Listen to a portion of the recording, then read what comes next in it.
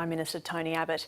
Now, federal Liberal MP Dan Tehan is the chair of the joint Parliamentary Intelligence Committee. He joins us now via webcam from regional Victoria.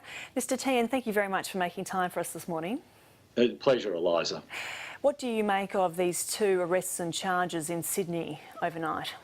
Well, obviously our federal police and our intelligence agencies are out there doing their job, and I think the Australian public can be reassured that that they are on the ball. They are doing everything they can to keep Australians safe over Christmas. They've got an outstanding record when it comes to doing that, and it's fantastic to see that obviously that they're doing everything that they can to keep Australians safe over the Christmas and New Year period. Can you give us an insight into what your Intelligence Committee has been doing over the past year, and what type of information and questions that you ask about how we as in the community are being protected? Well, what we as a committee have been doing is that the government has put forward three major pieces of legislation, two of which have now passed the Parliament with bipartisan support, giving our intelligence agencies the powers that they need to keep Australians safe. So the first lot of legislation was about modernising and updating the laws around which our intelligence agencies operate. The second piece of legislation was to deal with the issue of foreign fighters, which was this extreme concern that we have with young Australians going over to Iraq and Syria and fighting, and then coming back to Australia and having been trained and emboldened and wanting to carry out terrorist attacks here. And the third piece of legislation, which we are now looking at and had our first day of hearings last week, is around data retention, making sure that our intelligence agencies and police have the data that they need, and that data is retained by telecommunications companies so that they can investigate serious crime or terrorist attacks.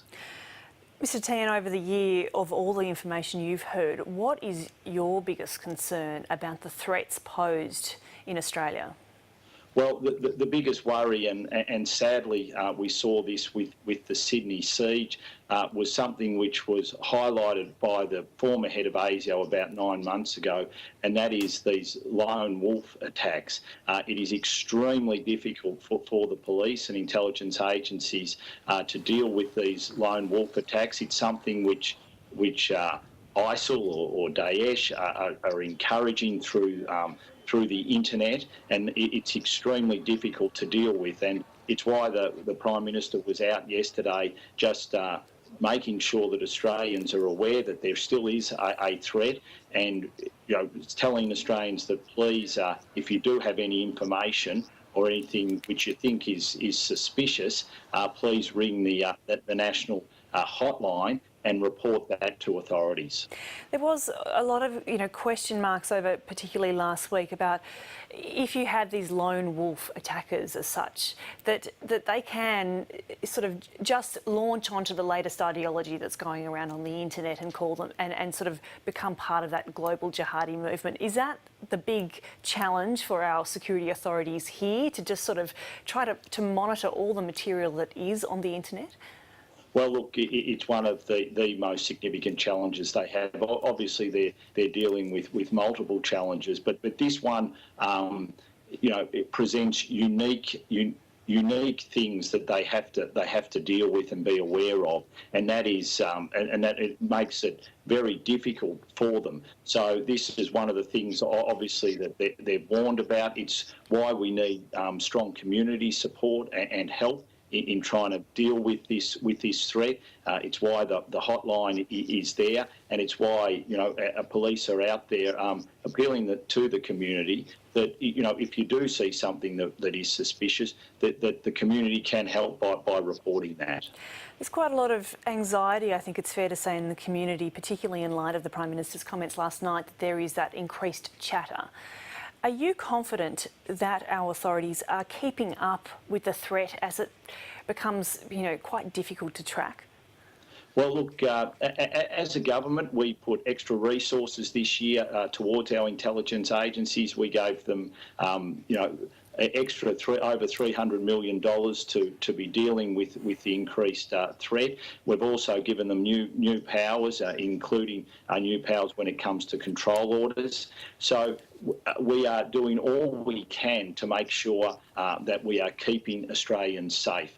It is the #1 priority of a government, as it should be of all governments, and we are doing everything we can to make sure that the community is safe. Obviously, the community has to work with our intelligence agencies and with the police to do its bit, but I think people can be reassured that we have a very good track record.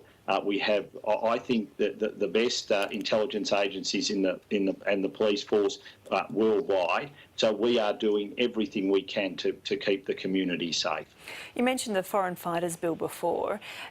This challenge of people going over to places like Iraq and Syria and coming back with a radicalised ideology. How is Australia placed in part of that global movement? Because we know that, per capita, there is quite a lot of Australians going over as opposed to, say, people from the UK or France.